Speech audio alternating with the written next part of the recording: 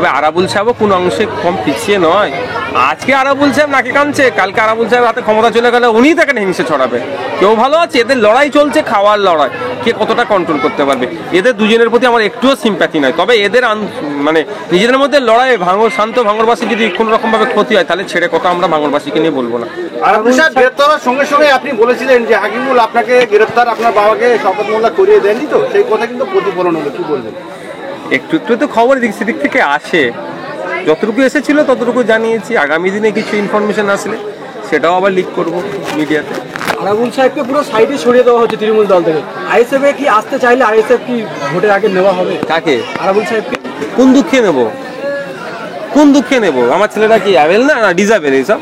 আমার ছেলেরা যথেষ্ট ভালো আছে, যথেষ্ট মন মানসিকতা ভালো। ওই যে অধ্যাপিকাকে জগ ছুঁড়ে মারে, যে ওকে মারে, তাকে ভাঙড়ে দায়িত্ব দেবো? আমার বিধানসভাতে তৃণমূলের বিতর্কিত নেতা মোদাস্সার বলছেন যে শওকতদার আমি পাশে গিয়ে শওকতদার আমি হাতে পায়ে ধরেছিলাম বলে, না হলে আইএসএফ এর জ্বালায় ভাঙড়ে বাঁচতে পারতাম না, এত আমাকে কেস দিয়েছে। তাহলে কি শওকত মোল্লার কথা থানা পুলিশ চলে, কি বলবেন? সেটা নতুন করে বলতে লাগছে না। শওকত মোল্লা সাহেবের কন্ট্রোল করার চেষ্টা করছে থানা পুলিশকে। কয়েকটা থানার ওসিআইসিরা হয়তো এর সাথে যুক্ত আছে। তবে একটা কথা বলি, সেই ওসিআইসিদের উদ্দেশ্যে প্রথম বলবো, কদিন আগেই যেভাবে বললো পুলিশের প্রতি আর ভরসা নেই, সে ওসিআইসিগুলো কি করবেন, তাদের আচরণ কি হবে, সে তাদের ব্যবহার কি হবে, দায়িত্বশীলতার কতটা পরিচয় দেবে তারা বুঝবেন। আর একটা কথা বলছি, এটুকু মনে রাখবেন, আমার কিন্তু মামলা একটা ভয়ঙ্কর করা আছে, যেটা উনি দেশ বিরোধী কাজ করেছিলেন। কাঁটালিয়াতে আমাদের জাতীয় পতাকা থেকে শুরু করে আমরা জাতীয় দিবসে স্বাধীনতা দিবস উদযাপন করছিলাম, ওখানে সব ভাঙচুর করে সব ফেলে দিয়েছিল। সে মামলা আছে। উনি যকটা মামলা থেকেই শওকত মোল্লা ওনাকে বাঁচাক না কেন, যা মামলা থেকে পুলিশের সহযোগিতা নিয়ে শওকত মোল্লা ওনাকে বাঁচাক না কেন, ওই মামলা থেকে উনি বাঁচতে পারবেন না। উনি দেশ বিরোধী কাজ করেছেন, ওনাকে জবাব আমি নেবই। যাদবপুর সংসদ সায়নী ঘোষ বলছেন যে নওশাদ ভাঙড়ের মানুষের হাতে বই খাতা তুলে দেয়নি, বোম বন্দুক তুলে দিয়েছে। আজকে দেখলাম আপনি খাতা কলম বই তুলে দিয়েছেন, এই বিষয়ে কি বলবেন? শোনেন, আমাদের অনেক ছেলেকে মিথ্যা মামলায় অ্যারেস্ট করেছিল পঞ্চায়েতের পরে, প্রচুর মারধর করেছিল আমাদের ছেলেদেরকে।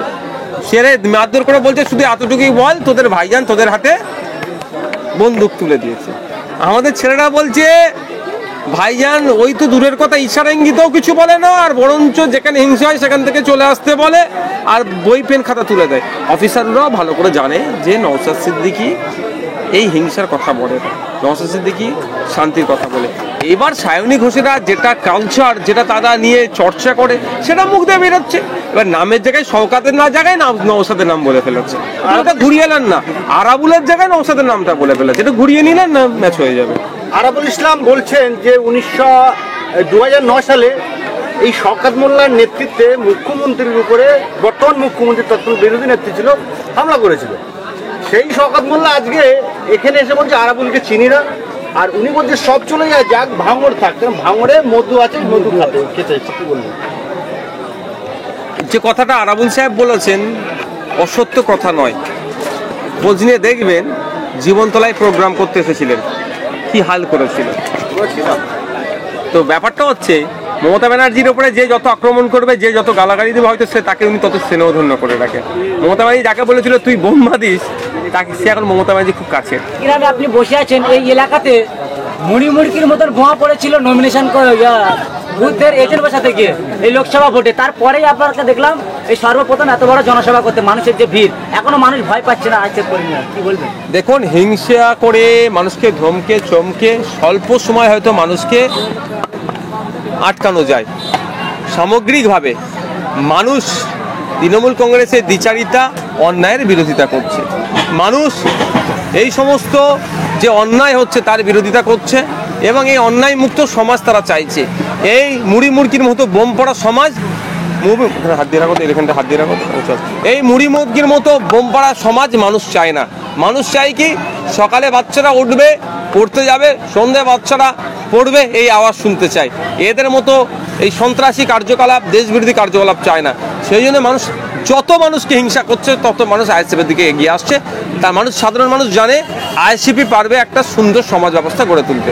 ভাঙড়ে এক তৃণমূল নেতাকে জব্দ করতে 5-5টি এমএলএ আনতে হলো, একটা এমপি। কি বলবেন, আইএসএফের বিরুদ্ধে সেভাবে লড়াই করতে দেখা যাচ্ছে? এই সব পদের কথা বাদ দিন তো, ওদের ভাগ বট্টার লড়াই চলছে, ওদের কোনো আইডিওলজির লড়াই নয়, ভাঙড়বাসীকে উন্নয়ন করবে তার লড়াই নয়, ওরা কে কত খাবে তার লড়াই চলছে। আমরা দেখছি পঞ্চায়েত ভোটে শুনেছিলাম আইএসএফের মুখ থেকে যে গোষ্ঠীদ্বন্দ্ব বলছি, যে ক্যানিং থেকে সওগাত মোল্লা মোস্তান বাহিনী বা গুন্ডা বাহিনী এনে যুদ্ধ করেছিল আইএসএফের সাথে, কিন্তু ইতিপূর্বে এখন যে আরাবুল সাহেব মানে বাইট দিচ্ছে মিডিয়ায় যে সওগাত মোল্লা আরাবুল সাহেবকে মারার জন্য গুন্ডা বাহিনী রয়েছে, কিছু তথ্য কি ফাঁস হচ্ছে?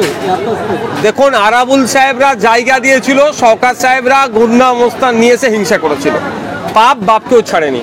আরাবুল সাহেব হিংসার প্ল্যাটফর্ম তৈরি করে দিয়েছিল, আর হিংসাটা করেছিল কে? শওকত সাহেব। যেটা আমরা লিখিত কোর্টেও জানানো আছে, বিভিন্ন জায়গায় দপ্তরেও জানানো আছে। তো আজকে পাপ বাপকেও ছাড়ছেন, আরাবুল সাহেব না জায়গা দিলে শওকত সাহেব হিংসা করার জায়গা পেত না, এখন হিংসা করেছে, সেই হিংসায় এখন পুড়তে হবে আরাবুল সাহেবকে। তারপরেও বলবো, ভাঙড়ে কোনো রকমভাবে হিংসা হোক, আমি ভাঙড়ের বিধায়ক হিসাবে আমি চাই না, আমি ভাঙড়ের মানুষ শান্তিতে থাকুক এটা চাই। আরও বলছে যে টাকা দিতে পারলে আরাবুল সাহেবের কাছে ভালো ছিলাম, আর টাকা দিতে পারছি না বলে খারাপ হয়ে গেছি, তৃণমূলের প্রধান বলছেন। কি বলবেন, মানে টাকার জন্য? এদের তো টাকা দিয়ে পদ পায়, বিভিন্ন পদে যে আছে এরা, সে বড় বড় পদ পর্যন্ত এরা টাকা দিয়ে পদে, এবার টাকা ইনভেস্ট করে। ধরুন 50 লাখ 1 কোটি টাকাতে প্রধান হয়েছে, এবার বলুন ওই প্রধান 1 কোটি টাকা ইনভেস্ট করে দিয়ে তাহলে 10 কোটি তুলবে, তো 10 কোটি তুলতে গেলে অন্যায় করলে ওকে দল আর কিছু বলছে না। তাই ফলে এই 10 কোটি কার কাছ থেকে তুলবে? সাধারণ মানুষের মাথার উপরে যে উন্নয়নের যে টাকা আছে সেগুলো উঠবে। তাই সাধারণ মানুষ যদি এদেরকে হারিয়ে দেয়, এদেরকে যদি প্রত্যাখ্যান করে, তাহলে 10 কোটিটা আর হারামে যাবে না, অবৈধ জায়গায় যাবে না, 10 কোটিটা মানুষের জন্যই খরচ হবে। তো সাধারণ মানুষের উদ্দেশ্যে বলবো, আসুন এগিয়ে আসুন, আইএসএফের হাতকে শক্ত করুন, কোনো কাটমানি তোলাবাজি কিছু এখানে প্রশ্রয় দেওয়া হবে না। ক্যানিং পূর্বের বিধায়ক তথা ভাঙড়ের অবজারভার মাননীয় শওকত মোল্লা বলছেন যে ভাঙড়ে একটি বিজেপির দালাল আছে, 26-এ তাকে একদম এই ভাঙড়ের খাড়ে ছুলে পড়ে দেবো, নাম না করে আপনার দিকে কিন্তু ইঙ্গিত করে। না, আমার নাম যখন করবে তখন বলবো। বিজেপির দালাল তো মমতা ব্যানার্জিকেও উনি বলতে পারেন, কারণ অভিষেক ব্যানার্জি আর মমতা ব্যানার্জি নাকি শুনছি তো মতনৈক্য হচ্ছে, আর শওকত সাহেব অভিষেক ব্যানার্জির স্নেহধন্য, তো কাকে বলেছে কি করে বুঝবে?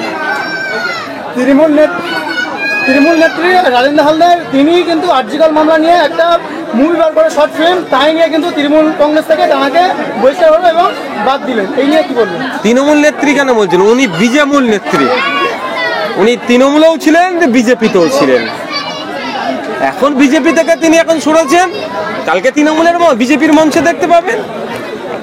মহিলাদের রাত দখলের কর্মসূচিতে আবার হামলা, কি বলবেন? শাসক ভয় পাচ্ছে, যেভাবে আন্দোলনটা এগিয়ে যাচ্ছে শাসক ভয় পাচ্ছে, তবে যত আন্দোলনকে আটকাবে, মারধর করবে, তত আন্দোলন বাড়বে।